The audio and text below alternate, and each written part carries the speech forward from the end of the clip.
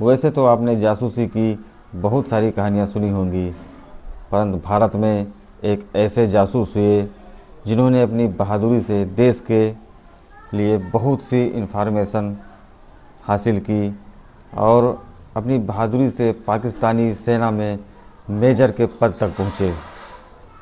उन्होंने सालों तक सेना में रहकर पाकिस्तानियों के नाक के नीचे कई ऐसी खुफिया जानकारी निकालकर भारत को भेजी कि भारत ने इसकी बदौलत कई ऑपरेशन शुरू होने से पहले ही समाप्त कर दिए।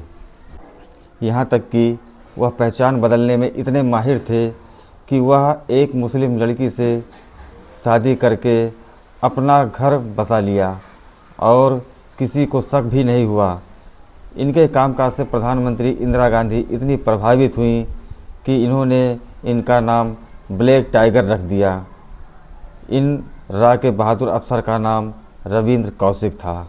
जी हाँ, मैं आपको भारत के एक सबसे मशहूर और सबसे वरिष्ठ जासूस जिसका नाम रविंद्र कौशिक था, मैं इनके जीवन की अनसुने कहानियों को बताने वाला हूँ। रविंद्र कौशिक का जन्म 11 अप्रैल 1952 को राजस्थान के श्रीगंगानगर ज़िले में एक पंजाबी परिवार में हुआ था। इनके पिता JN कौशिक एयरफोर्स में ऑफिसर थे, इसलिए वह बचपन से ही देशभक्ति स्वभाव के थे। जब वह मात्र 13 साल के थे तभी 1965 में भारत और पाकिस्तान का युद्ध हुआ और इस भारत पाकिस्तान के युद्ध में पाकिस्तानियों की करारी हार हुई, क्योंकि उनका गांव भारत पाकिस्तान के बीच में स्थित था। इसलिए इस युद्ध को उन्होंने बहुत करीब से देखा, बहुत बारीकियों को जाना। 6 साल बाद जब वह अपनी इंटरमीडिएट की पढ़ाई ख़त्म कर चुके थे तभी 1971 की लड़ाई को और भी करीब से जानने का इनको अवसर मिला। इन दोनों जंगों के बाद उनके भी मन में देश के लिए कुछ गुजरने की इच्छा होने लगी। पढ़ाई के दौरान से ही उन्हें एक्टिंग और डिबेट में काफ़ी इंटरेस्ट था। इसके बाद उन्होंने पढ़ाई के दौरान ही थिएटर ज्वाइन कर लिया। उनका लुक और पर्सनालिटी इतना शानदार था कि लोग उनकी तुलना उस समय के मशहूर बॉलीवुड अभिनेता विनोद खन्ना से करने लगे। एक बार इनके ग्रुप का प्रोग्राम लखनऊ में होना था और वह भारत और चाइना के युद्ध में पकड़े गए भारतीय सैनिक का अभिनय कर रहे थे, जिन्हें चाइना द्वारा पकड़ लिया जाता है और बहुत बुरी तरीके से टॉर्चर किया जाता है। परंतु उन्होंने अपने देश की कोई भी खुफिया जानकारी नहीं दी। यह सीन इतना हृदय विदारक था कि वहाँ पर बैठे सभी के मन को झकझोर देता है। और इन्हीं दर्शकों के बीच में भारतीय खुफिया एजेंसी के कुछ रा के अधिकारी भी मौजूद थे।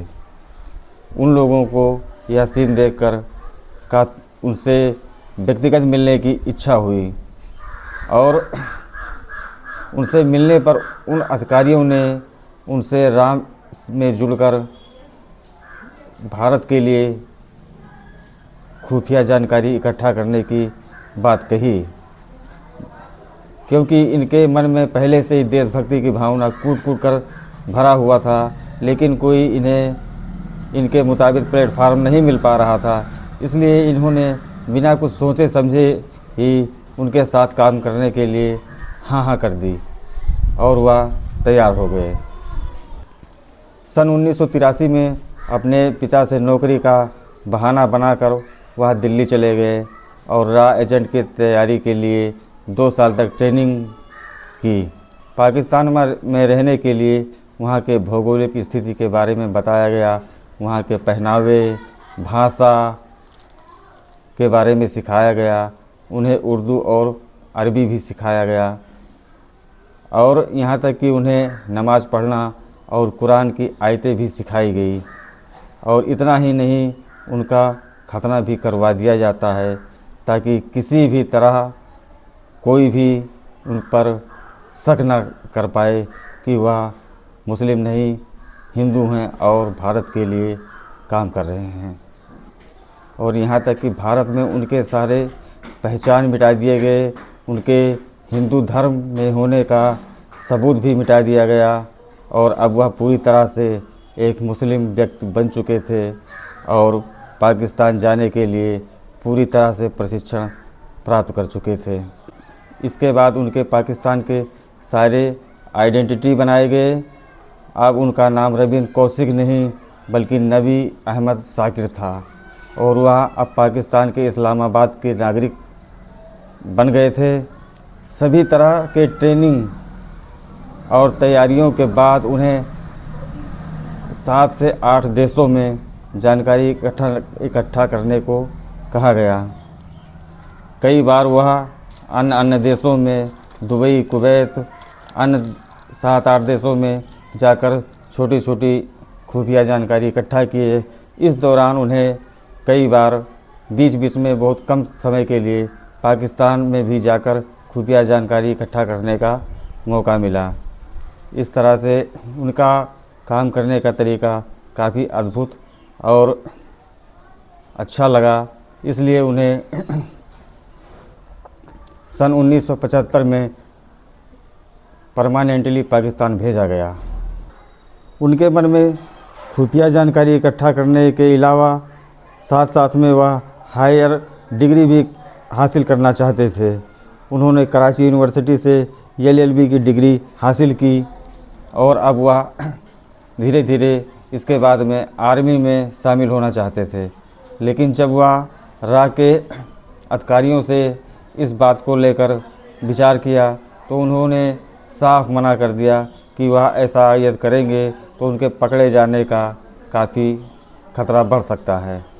इसलिए रा के अधिकारियों ने साफ मना कर दिया कि वह आर्मी ज्वाइन ना करें। एक बार पाकिस्तान आर्मी में वैकेंसी आई तो उन्होंने अपने रा के अधिकारियों को बताया तो उन्होंने हाँ कर दी। फिर वह पहले ही बार में एग्ज़ाम पास किए और फौज में अधिकारी के पद पर तैनात कर दिए गए। अब उन्हें पाकिस्तान के बारे में बहुत सी जानकारी मिलने लगी, जिससे वह भारत भेजते रहे और जब भी कोई जानकारी होती तो वह सीधे भारत ना भेजकर सबसे पहले दुबई या कुवैत में भेजते। उसके बाद में वहाँ से फिर भारत को जानकारी आती थी। इस तरह से तमाम खुफिया जानकारी उनके माध्यम से भारत में भेजी गई और उन्होंने पाकिस्तान की कई योजनाओं को सफल होने से पहले ही ध्वस्त कराने में अहम भूमिका निभाई। उनके काम में हमेशा खतरा बना रहता था, इसलिए उन्होंने अपनी सोसाइटी में भी काफ़ी मेल जोल बना रखा था। वह लोगों से अक्सर बहुत ही सादगी से मिलते रहते थे और उनके बीच में बैठा उठा करते थे। सबका विश्वास भी पक्का बनाए रखने के लिए उन्होंने फौज में ही एक टेलर की लड़की से शादी कर ली और कुछ दिन के बाद उनके एक लड़का भी हुआ। लेकिन उन्होंने पाकिस्तान में अपनी पहचान छिपाए रखने के लिए अपने बीवी और बच्चों को भी अपने खुफिया जासूस होने का जिक्र नहीं किया और ना ही उन्हें पता चलने दिया।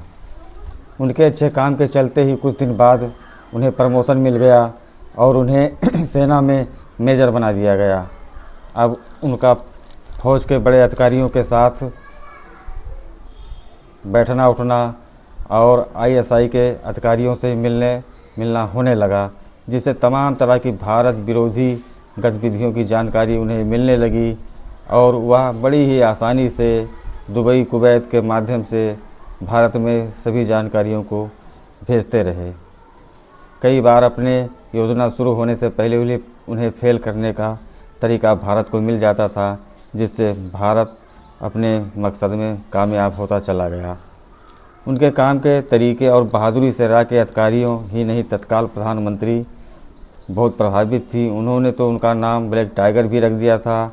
अपने काम के दौरान उन्हें 4 बार भारत आने का मौका भी मिला। पहले वह दुबई जाते थे, फिर वहाँ से वह भारत आते थे और भारत में आकर अपने परिवार और राज्य के अधिकारियों, अन्य एजेंसियों से मिलते थे।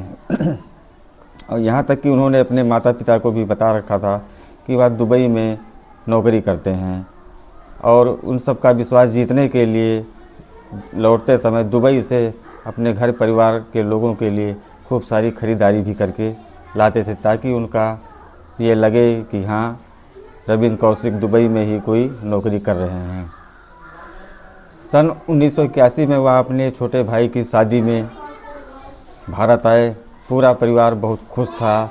अपने माता पिता के साथ में इस शादी में वह बहुत खुशी और महसूस कर रहे थे, पर उन्हें यह नहीं पता था कि यह अपने माता से पिता से मिलने का आखिरी मौका है, और शायद अब इस तरह की खुशी और दोबारा अपने माता पिता से वह ना मिल पाएंगे। शायद उन्हें इस चीज़ का अंदाज़ा नहीं था। धीरे धीरे पाकिस्तान में उन्हें 8 साल बीत गए, और कई बार आईएसआई और सेना के अफसर ये भी सोच रहे थे कि क्या कारण है कि हम जो योजना बनाते हैं उसकी जानकारी भारत को पहले ही लग जाती है। सब विषयों को लेकर पाकिस्तान में के अधिकारियों के कुछ डिटेल चेक करवाए गए, और साथ में इनके भी डिटेल चेक हुए, तो यह पता लगा कि इनका पूरे पाकिस्तान में कोई सगा संबंधी नहीं है, लेकिन इतने बड़े पद पर होने के नाते और इनके काम करने के तरीक़ों के बारे में को देखते हुए किसी ने इन पर शक जाहिर नहीं किया। परंतु सेना में शक का माहौल बन चुका था कि कहीं कोई तो है जो भारत को सूचना यहाँ से लीक कर रहा है। 1983 में रा ने एक जासूस को भारत सतीश कौशिक को एक स्पेशल सूचना देने के लिए भेजा।